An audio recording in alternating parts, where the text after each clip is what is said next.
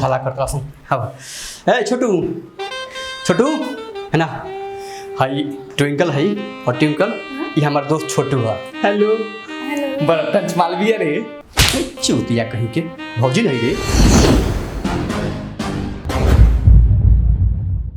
देखे में सुंदर बारी नो, यही से तारीफ को देनी है। अरे ये कौन तारीफ है रे, चूतिया।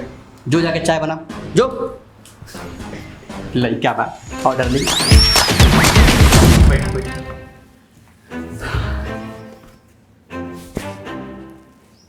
बड़ा सुंदर कर दिया। अपने समझो।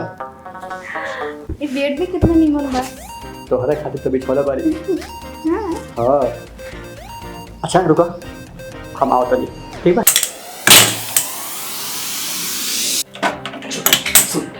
तनिको हाला मत करिए, बड़ी मुश्किल से एकरा हम पता किया बड़ी जल्दी। दोस्ती की जाए एकदम ना बोल। लेकिन एक बात बताओ, काल तो ना के रहे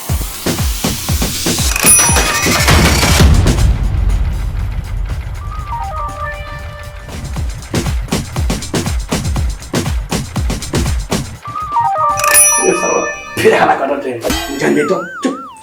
सुना भाई, एक काम कर, हम लोग यार इस सारा वक्त तो भाभी लगी नहीं हैं, ये उठा कहीं के दिया एक बार सुन बताओ बेटा, चाय में बता देते हैं। हाँ पहले चीनी चाय में डाल दिए ठीक है, ठीक है। पहले तेल ढोरी में डाल ले, पहले जवान हो फिर तोरा बारे में सोचे पेड़ उठा कहीं।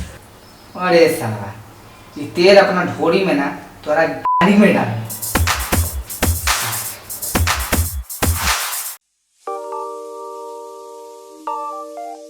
तब चला आराम कर जा।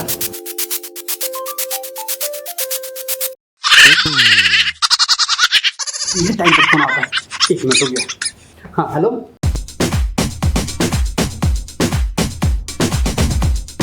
मैडम दूध दी ना।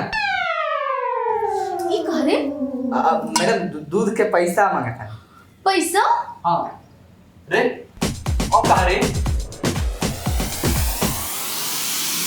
अब कहाँ रे, तोरा का चाय बनावे कनी हम दूध नहीं खे वो लोग पैसा मांगे लाल बनी। अब के देखनी है किचन में दूध रहला। बैक दूध फट गइल बा और नया मेहमान आइल बा, ऐसे तो नया दूध लावे के पड़ी नू। चूतिया कहीं के चला हमके परेशान कर ला भाई। ले दुकान से लेके आ, जो भाग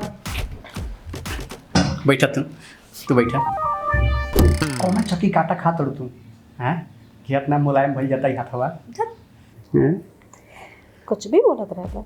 जान तारू, जब तारा के हम लेके आत रहनी स्टेशन से त 2 किलोमीटर पहले ही से महकत रहलू बा, बड़ी सुगंधित।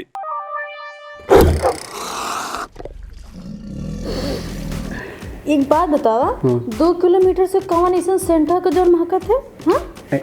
हाँ हमरा महकेला।